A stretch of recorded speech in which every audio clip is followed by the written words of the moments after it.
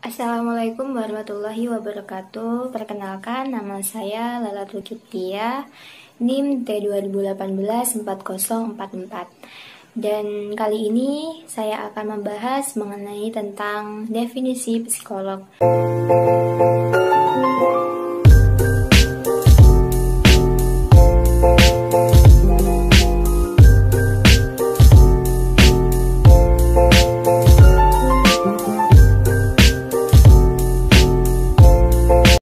Dan pada saat ini, dari definisi psikolog itu sendiri dapat kita jelaskan dari istilahnya, yaitu definisi psikolog adalah ilmu pengetahuan yang mempelajari tingkah laku seseorang, baik terbuka maupun tertutup bagi manusia. Dan ilmu psikologi itu baik untuk selaku individu maupun yang kelompok. Jadi definisi dari psikologi itu seperti itu ya. Terus di sini dalam hubungannya dari definisi psikologi itu dapat dikelompokkan dalam beberapa macam. Yang pertama itu adalah psikologi perkembangan, yang kedua adalah psikologi pendidikan, yang ketiga psikologi industri, yang keempat psikologi sosial, dan yang kelima adalah psikologi klinis. Dan di sini saya akan menjelaskan satu persatu mengenai tentang dari 5 bidang dari definisi psikologi itu. Jadi yang pertama, psikologi perkembangan itu ilmu yang mempelajari tingkah laku yang terdapat dalam tiap tahap perkembangan manusia dalam sepanjang kehidupannya. Jadi itu adalah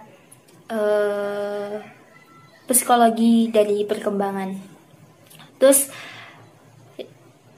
dengan adanya psikologi pendidikan, itu kita bisa mengartikan bahwa psikologi pendidikan itu adalah ilmu yang mempelajari tingkah laku manusia dalam situasi pendidikan.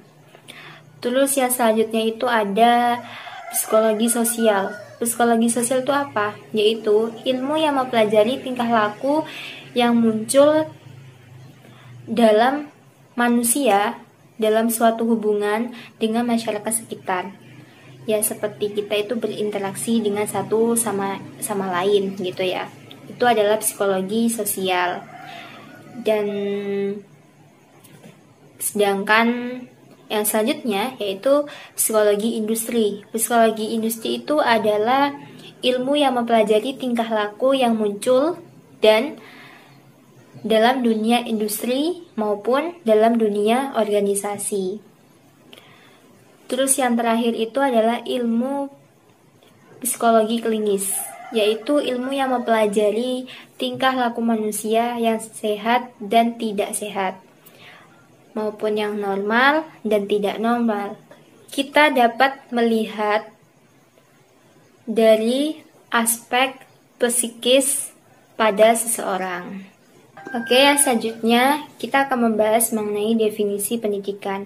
Jadi, definisi pendidikan itu bisa kita diperjelaskan lagi bahwa definisi pendidikan itu suatu usaha yang dilakukan secara sadar dan disengaja.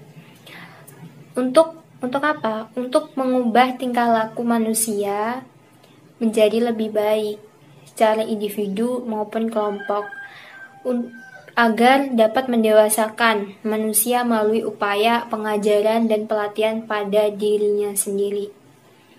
Terus yang selanjutnya itu kita bisa membahas mengenai tentang definisi psikologi pendidikan. Jadi tentang adanya psikologi pendidikan itu kita bisa mengartikan ilmu yang mempelajari penerapan teori-teori psikologi dalam bidang pendidikan tersebut.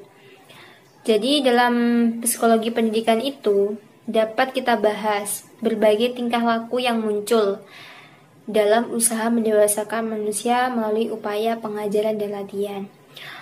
Terus di sini tuh ada seperti ruang lingkup psikologi pendidikan.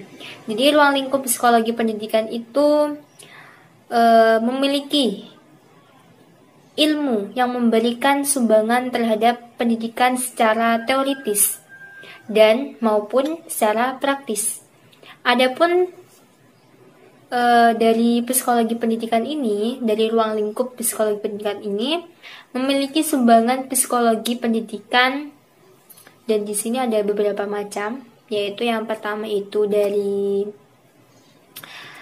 tingkat perkembangan berbeda dari karakteristiknya. Terus yang kedua itu ada psikologi pendidikan yang memberikan sumbangan berupa pemahaman secara alami aktivitas belajar di ruang kelas. Terus yang ketiga itu adalah psikologi pendidikan yang memberikan pemahaman mengenai perbedaan individual. Terus yang keempat, psikologi pendidikan juga memberikan pemahaman tentang metode-metode mengajar yang efektif dan inovatif. Dan yang kelima itu adalah psikologi pendidikan yang memberikan sumbangan kepada guru sehingga mampu memahami problem anak didik dan memahami sebab-sebab timbulnya problem pada anak didik. Terus yang keenam yaitu dengan mengetahui pengetahuan tentang kesehatan mental dalam psikologi pendidikan. Terus yang ketujuh yaitu penyusunan kurikulum yang berhendaknya menggunakan prinsip-prinsip psikologi. Yang kedelapan yaitu dapat memiliki pengukuran tentang hasil belajar. Yang kesembilan, riset. Psikologi pendidikan menolong di dalam pengembangan alat-alat pengukur sebagai variabel yang besar, dan itu dapat mempengaruhi terhadap perilaku siswa. Dan yang ke-10 yaitu bimbingan untuk anak-anak yang luar biasa. Dan yang terakhir itu adalah pemahaman tentang dinamika kelompok. Di sini kita akan membahas lagi mengenai tentang psikologi pendidikan ya. Terus di sini ada tentang psikologi pendidikan yang memberikan sumbangan terhadap praktik pendidikan, dan di situ memiliki 4 macam. Yaitu yang pertama itu adalah problem disiplin, yang kedua menggunakan audio visual alat untuk mencapai tujuan. Terus yang ketiga itu adalah jadwal pelajaran, yang keempat itu adalah administrasi sekolah dan kelas. Jadi, dengan adanya psikologi pendidikan ini, kita mampu mengetahui bagaimana cara tingkah laku pada peserta didik. Dan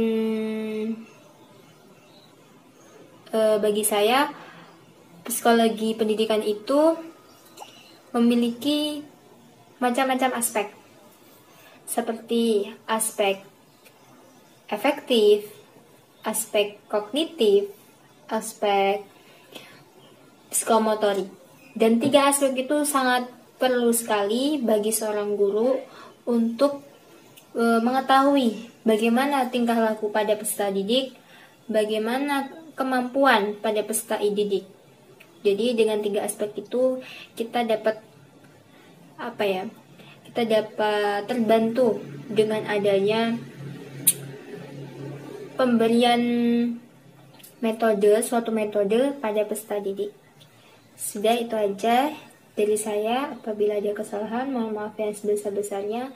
Wassalamualaikum warahmatullahi wabarakatuh.